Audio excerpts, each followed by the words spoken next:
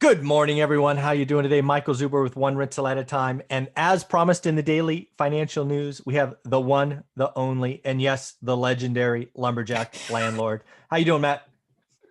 Legendary here in my own house, maybe, but outside that, it's suspect. But I'm Hey, doing man, awesome. I think the circle of influence is growing. I'm seeing it. It's no longer in your household. It's leased to the neighbors.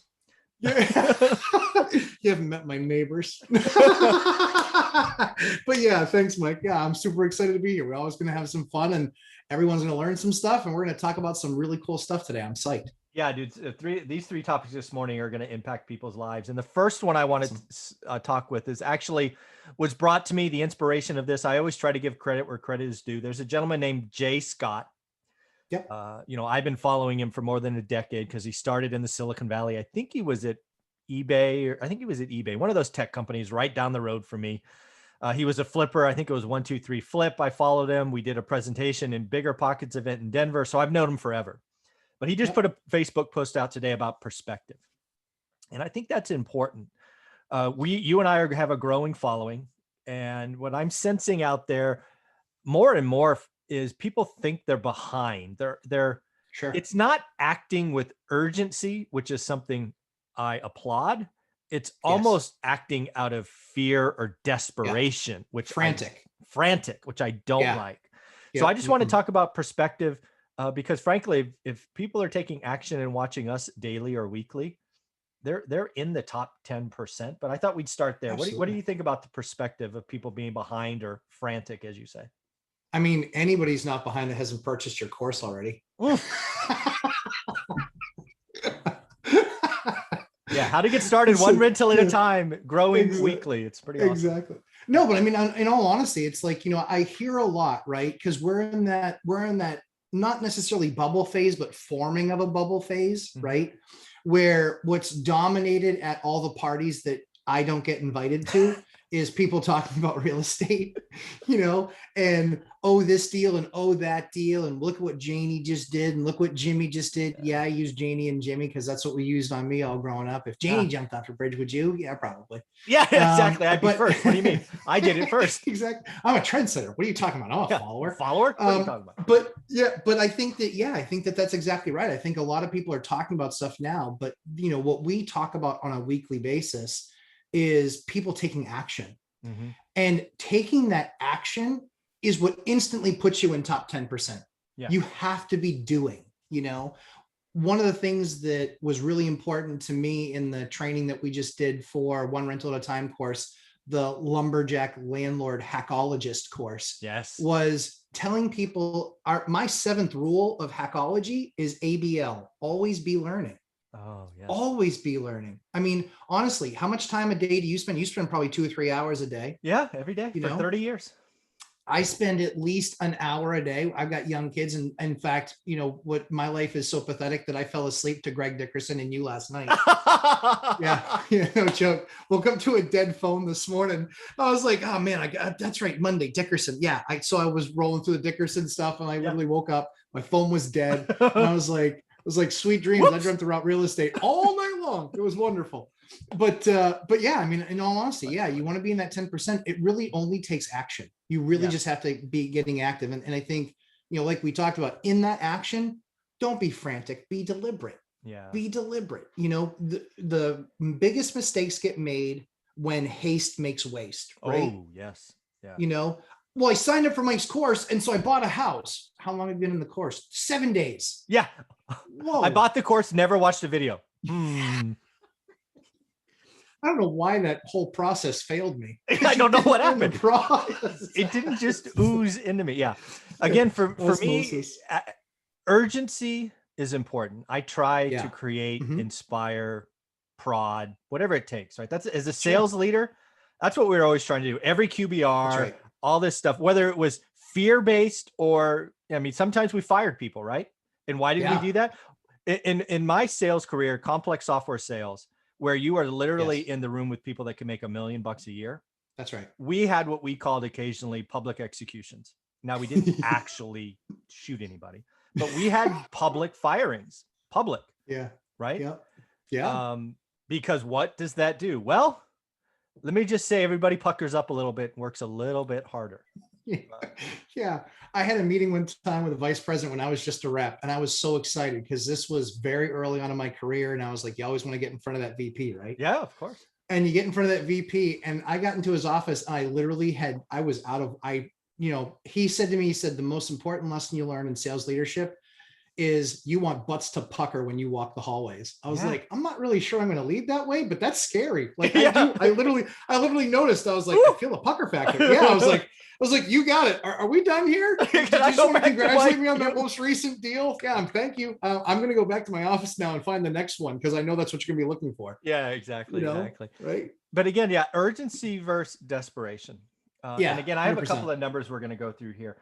Yeah. Folks, if you are just starting and you're trying to find your lane, watching us weekly, right? Tuesdays or Fridays on your channel, are steps in the right direction. Absolutely. Right? It does take more, right? Which we'll get to in a little bit, but yeah, I think if you're doing that, you're in the top 10%. The next one for me, kind of going backwards, if you want to be in the top 8%, it is what I talk about step 1 and 2 in the course. It's that focus and then that daily execution.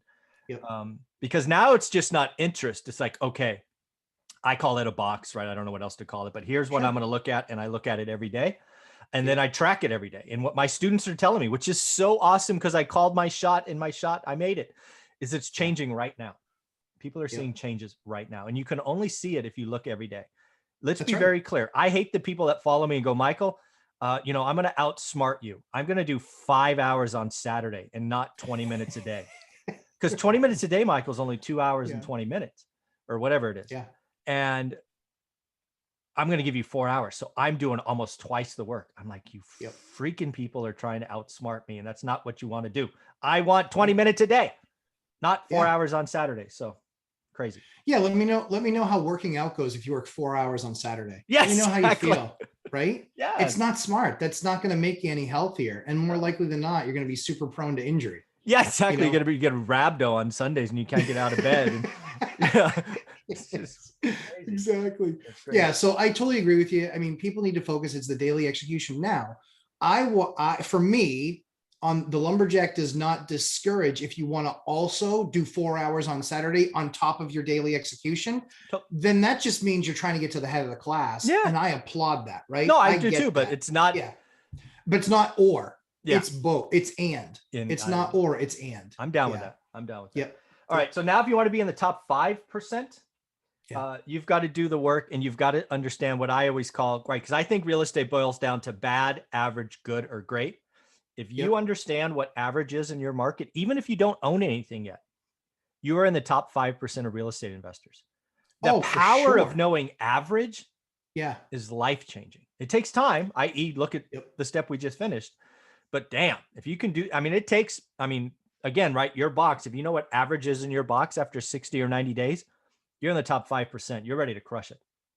Your top 5% investor, your top 2% as far as real estate agents go. Oh, like you are telling your agent what's going on. Yeah. In your box. And I mean, that is a beautiful place to be. It really is, because if you don't think that helps you with selection criteria for the people that you're bringing on your team, it is very easy to go blow hard, blow hard, blow hard, doesn't know what you're talking about. Pass. Yeah. Or they're coming in, they're saying, actually, what we've seen in the last 3 weeks is X. And you're like, yeah, that's actually right, because I've done the homework. Yeah, you actually qualify in out resources. That's right. Absolutely. Because you don't want people that are out there and they read one article last week and it was, 2 months old data. Yeah.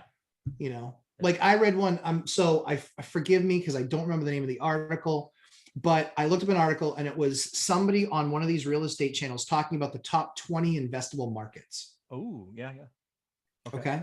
Yep. And I looked at the top 20 investable markets. Do you know what the highest yield was in the top 20? Oh, I don't know. No idea. 8%? 4.1. You know what? Do you know what the average yield was? Oh my God. In those top 20 markets? 2.8. 1.7. This guy's an idiot. Oh my God. Why was he allowed to write an article like that? And I sadly, because I have a big mouth, I sent him a letter as such. I sent him an email. And I was like, your numbers prove that you would go broke in real estate investing because there's no yield there. And they were talking about like Southern California, where the average, the average sales price is like $987,000. And they're talking about that being a good market to get into. I was like, you're a moron. Yeah. Like, you are clearly not a real estate investor. You are clearly only a reporter, and you don't understand yield, and you don't understand cash flow or NOI or any of these other fantastic things that we have to look at on a daily basis, because it's about the money. Yeah, exactly. Do the math. It's about, that's oh, that is so scary that he was allowed to put that out in the world. But I'll send it to you, because like, I'll find it, because that article was horrifically bad. 20 markets with an average of, like I said, it was like 1.7. I will probably do a video on that article highlighting how moronic it was. It was just bad. Horrible. Bad. One market was like 4.5, and then everything else was junk. Yeah. So we got 2 more steps to go through on this. Again, it's all about perspective here, folks. That's right. If you do the work, you start learning your market, and you get one rental property, you are in the top 3%. That's just amazing to think about. If you get one, you're in the top 3%. Absolutely.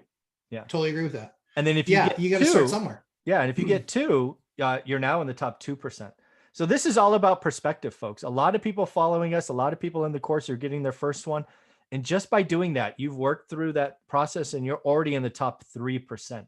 Celebrate that. Recognize it. Absolutely. I talk about getting to 4. Man, getting to 4 probably puts you in the top 1%. Yeah.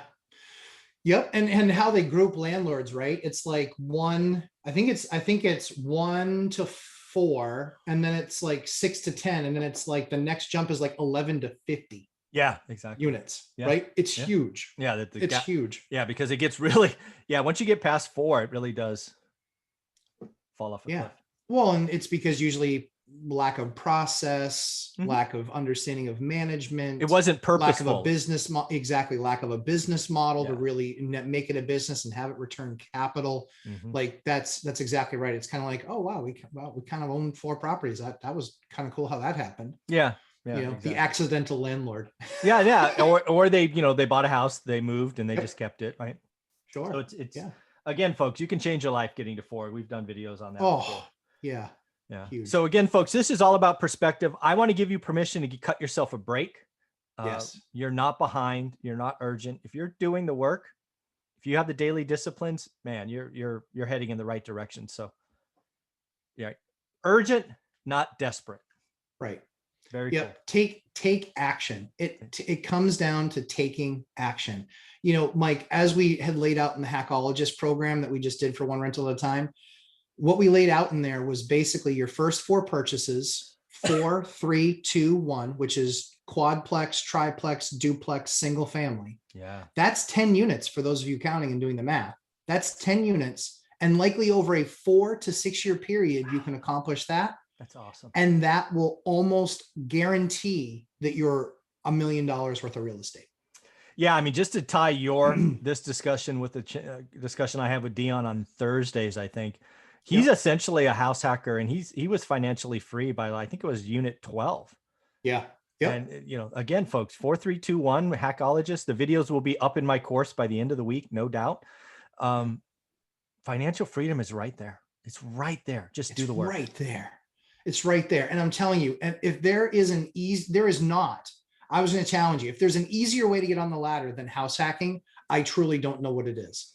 I mean, there's an easier way to like sell a deal and wholesale it and make money potentially, but that road is long and distinguished with people that have died on the wholesaling trail. Yeah, no, house hacking is the way. If I had my druthers, house hacking would be something we teach as a senior in high school.